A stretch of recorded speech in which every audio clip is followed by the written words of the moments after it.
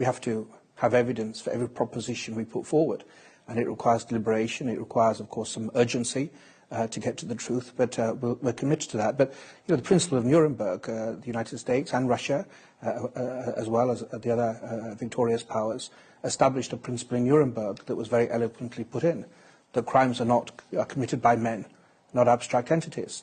So we're not looking at Russia or Ukraine, we're looking at individuals who have power, mostly men, whether it's a rape or whether it's a gun or whether it's a mortar or whether it's a shell or whether it's a missile from an airplane.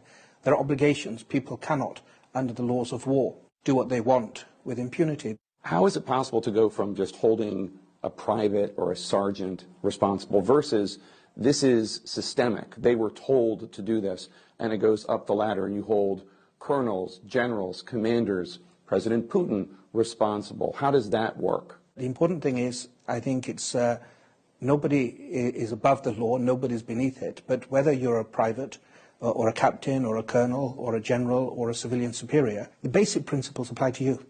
Nobody gets a jail out of free card, nobody gets a free pass.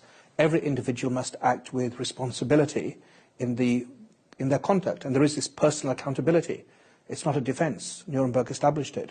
Superior orders is not a defence. It's not enough to attack a civilian object and attack women and children. So the reason that the Nazis were able to be tried at Nuremberg is because they were defeated, right? They lost. It is likely that however this conflict ends, Putin will still be in power. Russia is not a signatory to the International Criminal Court, neither is the United States for that matter.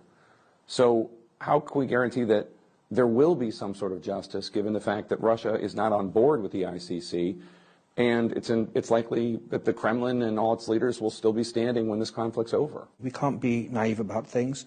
We need to be realistic. But the first things first, collect the evidence, preserve it, analyze it, make determinations based on what it shows.